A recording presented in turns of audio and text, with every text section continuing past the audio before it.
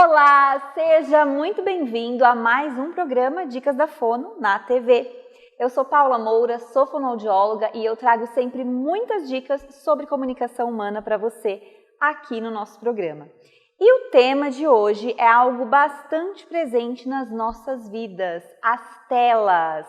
Celular, tablet, televisão. Mas no programa de hoje eu quero focar especificamente no impacto que o uso excessivo das telas trazem na vida das crianças. Você sabia que o uso excessivo de celular, tablet ou muita televisão pode impactar negativamente o desenvolvimento de fala e de linguagem do seu filho? Pois é, no programa de hoje nós vamos conversar sobre isso, eu vou dar orientações do que você pode fazer e, claro, trazer aquelas dicas práticas para você reduzir o uso de telas e aumentar as interações com qualidade com a sua criança aí na sua casa. Então, fica aqui comigo.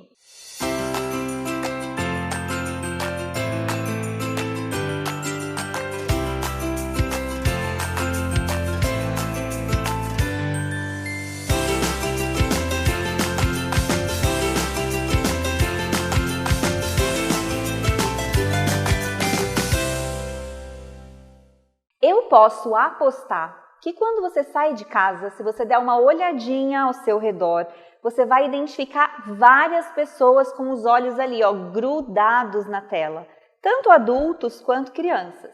Mas, nos últimos anos, o que tem acontecido é as crianças ficarem muito tempo no celular, no tablet e deixarem de fazer outras coisas que crianças deveriam fazer, como pular, brincar, correr, ao ar livre, e as telas têm roubado oportunidades de desenvolvimento das nossas crianças.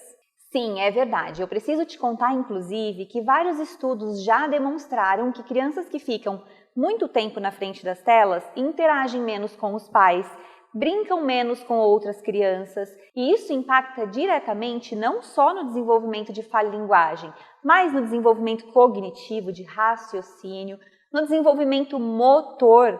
Então até os movimentos dessa criança são afetados. Ela não treina subir, descer, correr, pular, e isso acaba prejudicando a coordenação motora dela, a coordenação motora global e a coordenação motora fina também. Tá, mas você pode estar aí se perguntando, beleza, Paula, mas qual é o tempo ideal de tela que eu devo ou que eu posso deixar a minha criança assistir?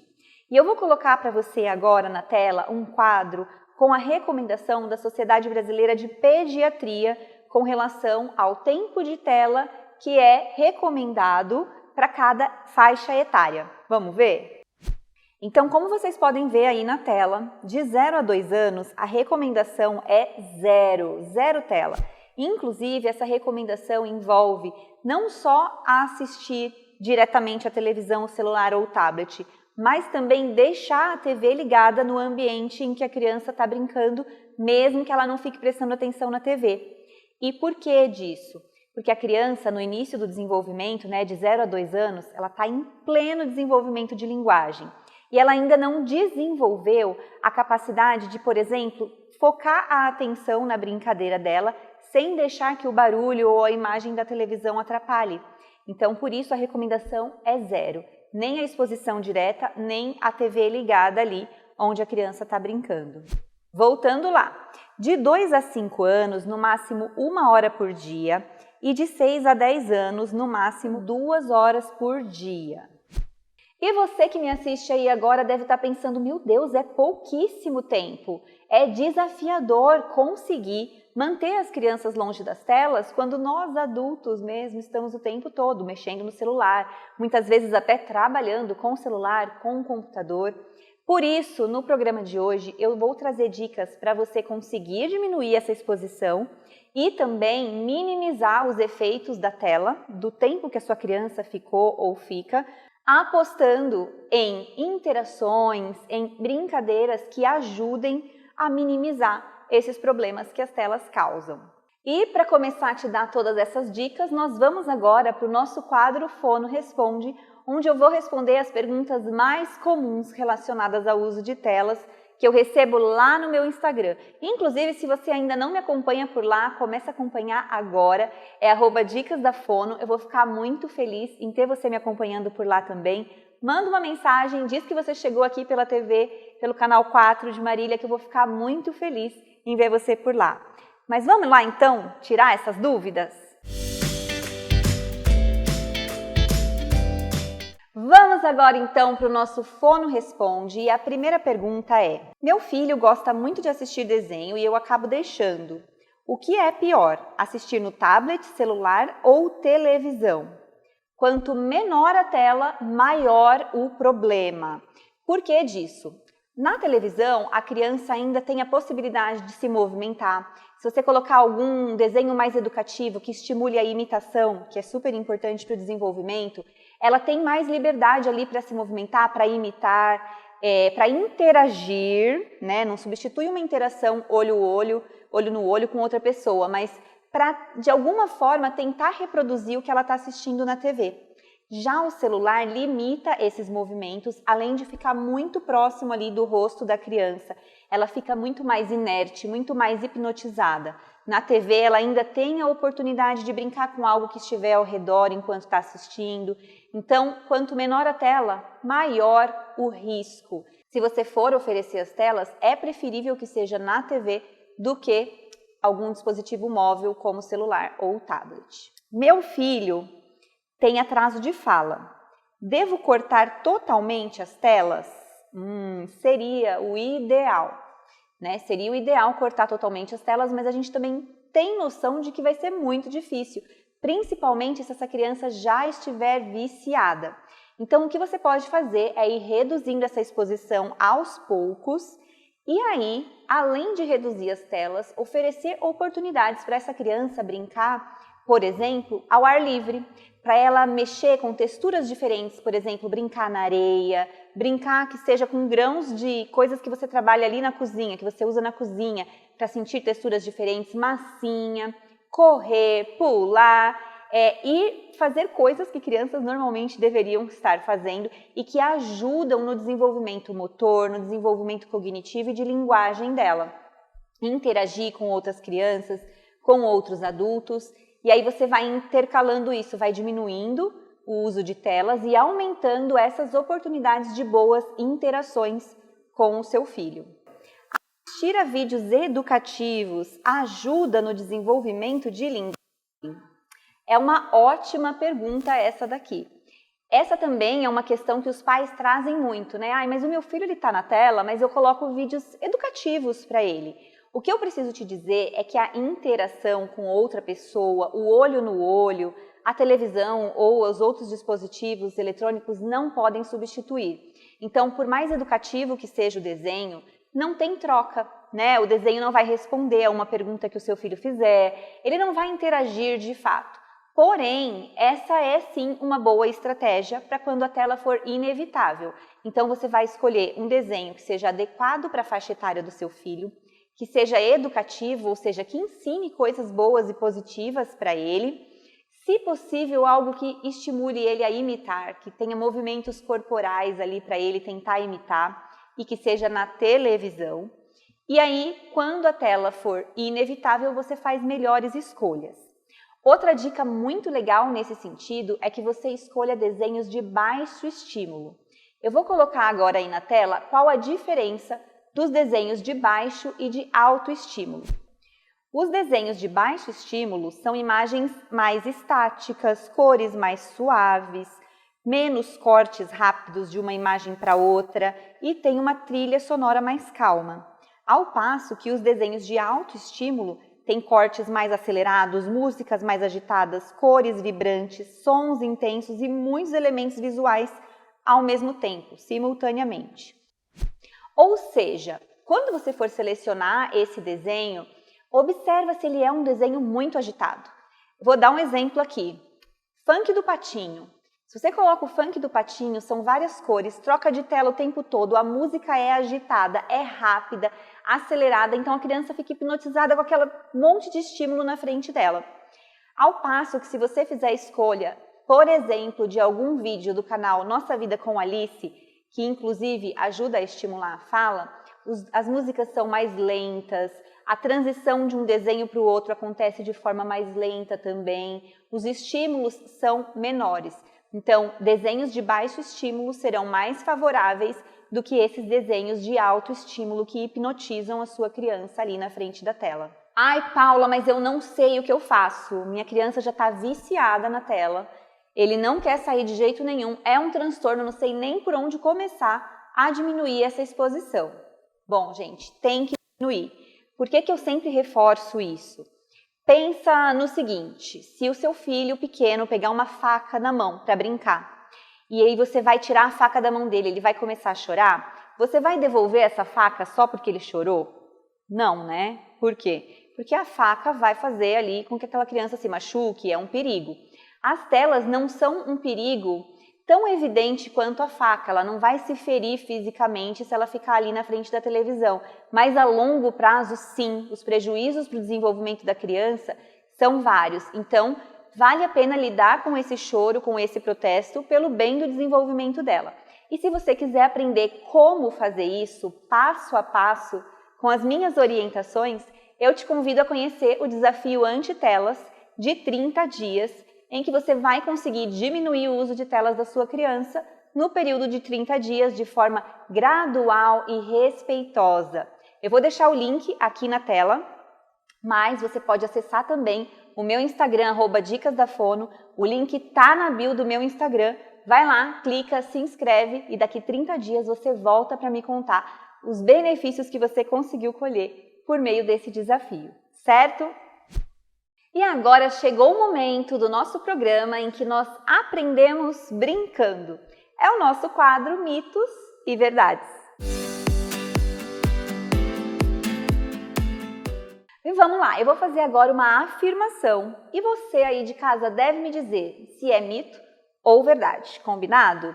Mito ou verdade número 1. Usar telas demais pode causar autismo. E aí, é mito ou é verdade? Tempo para você me responder. Será que a gente pode causar autismo numa criança porque ela fica muito tempo diante da tela?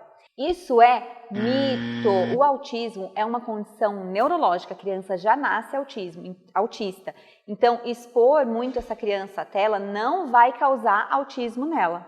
Mas pode sim atrasar a fala e impactar o desenvolvimento dessa criança. E isso pode fazer com que alguns profissionais e até alguns pais desconfiem daquela criança ser autista, porque ela começa a apresentar comportamentos parecidos com o de uma criança autista. Porém, nesses casos, é só diminuir o uso de telas, aumentar os bons estímulos para o desenvolvimento dessa criança, que ela tende a se recuperar e se desenvolver normalmente, certo? Mito ou verdade número 2. O excesso de telas pode causar atraso na fala. E aí, mito ou verdade?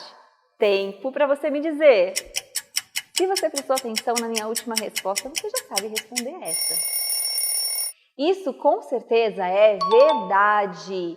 Por quê? Porque para a criança desenvolver a fala, ela precisa de interação com outras pessoas, com o pai, com a mãe, com outras crianças. E a tela rouba essas oportunidades de interação. E com isso pode sim causar o atraso de fala. Mito ou verdade número 3. Brincadeiras ao ar livre ajudam a minimizar os danos causados pelas telas. E aí, mito ou verdade? Tempo na tela.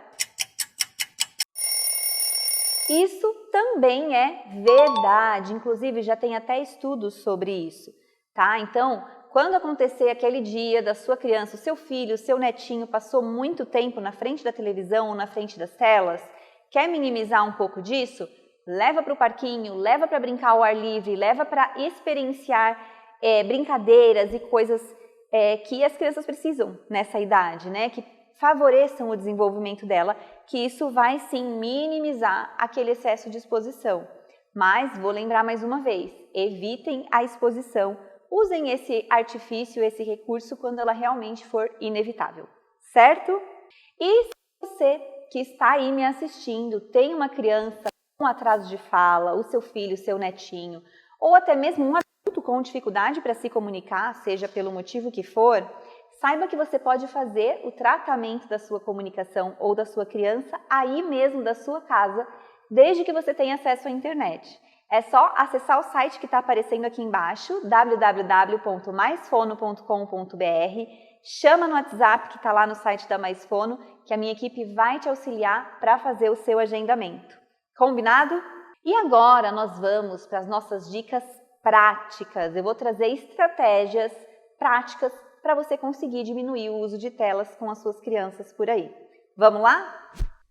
E nas nossas dicas práticas de hoje, eu trouxe uma série de indicações de brinquedos que são baratinhos, fáceis de encontrar, fácil de você carregar também para um lugar para o outro e que você pode usar no lugar de oferecer a tela para sua criança. Sabe quando você vai a um restaurante e a criança terminou de comer, você dá o celular na mão dela?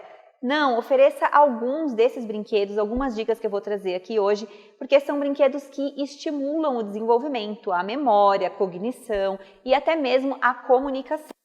Você vai ver que alguns desses brinquedos a criança vai ficar brincando sozinha e outros são oportunidades para você também interagir com ela quando isso for possível.